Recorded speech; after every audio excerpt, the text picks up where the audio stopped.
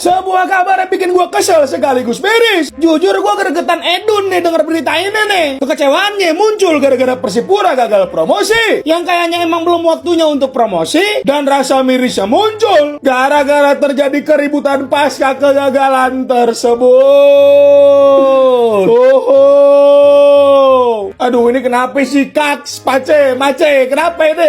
Asli kagak habis pikir gua. Mari kita bahas, boy. Sorry banget nih teman-teman di Jayapura nih. Kemenangan Adiaksa itu nggak ada yang salah. Mereka tampil sangat efektif. Abis cetak gol, parkir bis. Taktik itu namanya nggak salah itu. Persipura tampil dominan, cuma sayangnya pada saat mereka masuk ke dalam final third, keputusan buat crossing sepertinya kurang bijak. Dan wasit di pertandingan ini tuh adalah wasit asing yang kayaknya normal-normal aja tuh. Yang turun ke lapangan gara-gara wasitnya kocak aja menurut gue udah salah besar. Ini lagi wasit nggak kenapa-napa lu turun. Coba berpikir lebih rasional lagi, brother. Mungkin emang belum saatnya Persipura untuk promosi ke Super League Ang musim depan. Gue pribadi pun sama, pengennya Persipura yang lolos. Tim legend itu bos, buset. Cuma ya mau gimana, pertandingan tuh ada menang ada kalahnya. Dan satu lagi nih, itu Tongpu Stadion itu jangan kurusak. Udah bakal kena sanksi, fasilitasnya dirusak sendiri. Lu kecewa, masyarakat juga kecewa. Cuma Adiaksa emang lebih layak buat lolos. Mau gimana dong? Berbenah brotherku ya, musim depan promosi ya. Kalian 4 bintang loh. King juga ini masuknya nih. Dah boy, kalau menurut kalian gimana nih? Coba tulis di bawah ya. Terima kasih banyak lupa follow.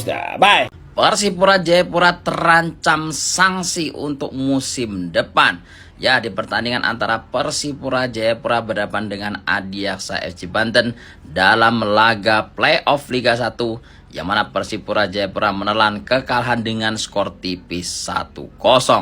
Dan saat itu juga Persipura Jayapura harus rela bertahan di Liga 2 musim depan.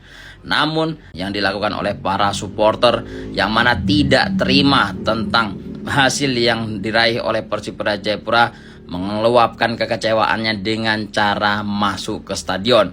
Bahkan banyak sekali lemparan botol yang berada di stadion Lukas NMB. Kemudian tim Adiaksa FC Banten harus dievakuasi oleh polisi keluar dari lapangan untuk masuk ke ruang ganti. Tidak hanya itu, para wasit pun juga tidak luput dari lemparan yang dilakukan oleh oknum supporter Persipura. Sampai saat ini masih mencekam di sekitaran stadion Lukas NMB.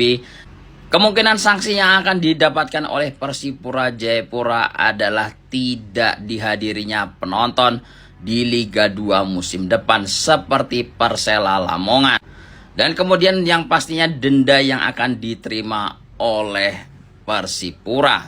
Sebagai pecinta sepak bola Indonesia, jujur gue sangat miris lihat Persipura cuy. Karena pasalnya selain gagal promosi musim ini, sepertinya sanksi berat juga akan menanti Persipura cuy. Kerusuhan di akhir laga sepertinya itu akan sangat merugikan Persipura untuk kedepannya cuy. Menurut gue pribadi, Komdis PSSI sepertinya akan menghukum Persipura cuy. So, semoga untuk Persipura kedepannya bisa lebih baik lagi dan supporternya bisa lebih dewasa lagi. Kami tunggu kalian di Liga 1 untuk musim-musim berikutnya cuy. Apakah wasit Persipura versus Adiaksa curang atau tidak? Jawabannya tidak. Wasit Asker Najaf Aliev itu memimpin dengan sangat adil. Jadi seusai Persipura kalah 0-1 dari Adiaksa, supporter Persipura tidak terima dan melakukan kerusuhan di stadion Lukas NMB. Alasan mereka marah karena wasit Asker dianggap memihak ke Adiaksa. Dua keputusan yang dipertanyakan pendukung Persipura adalah gol pertama dari Adilson Silva yang dianggap offside dan handsball pemain Adiaksa di babak kedua yang tidak berbuah penalti. Kita akan buktikan keputusan wasit Asker benar atau tidak. Untuk yang pertama, ini adalah proses gol dari Adilson Silva. Ini ketika Hasim Kipu menendang bola, posisi Adilson Silva onside. Bahkan ketika bola sudah bergerak, ini masih onside.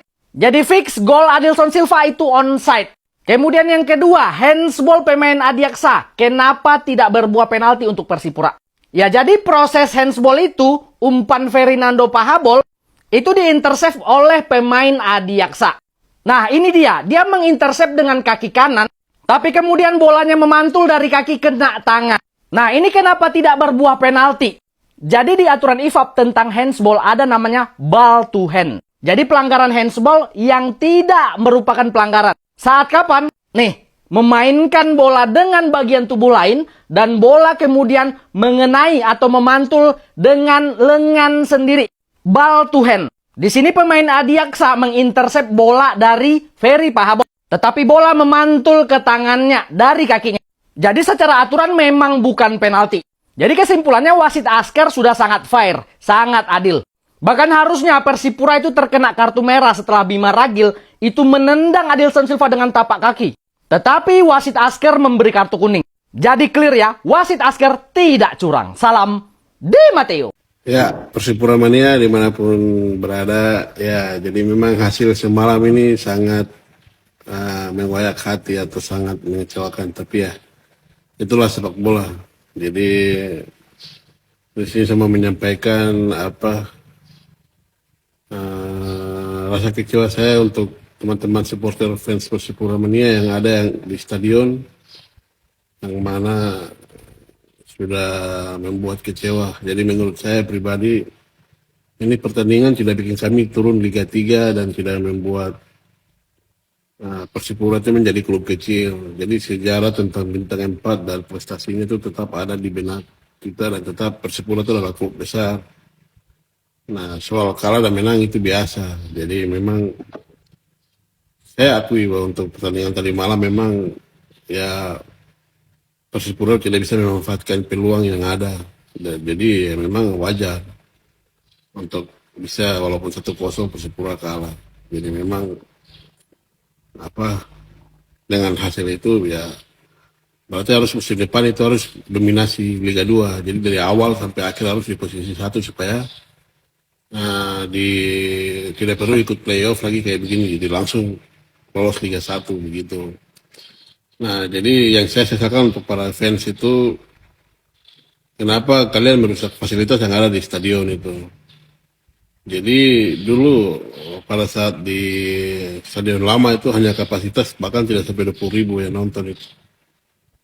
Jadi kita tidak bisa berbangga-bangga dengan yang sudah terjadi sebelum-sebelumnya di Lukas NMB, bagaimana view-nya dan segala macam. Ini yang sudah banyak diakui oleh seluruh fans di Indonesia bahwa salah satu stadion terbesar kedua di Indonesia itu cuma di Papua setelah Gelora Bung Karno. Dan ini menjadi kebanggaan kita.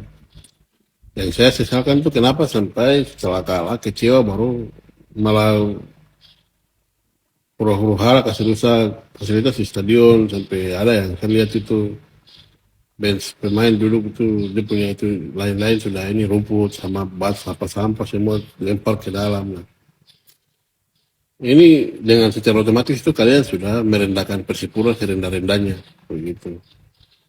Jadi kalian tidak menghargai bahwa di dalam itu ada legenda-legenda Persipura yang datang nonton, pejabat-pejabat yang datang nonton dukung Persipura. Jadi itu menunjukkan bahwa Persipura itu sudah cukup besar. Tapi dengan tindakan para fans ini merendahkan Persipura serendah-rendahnya.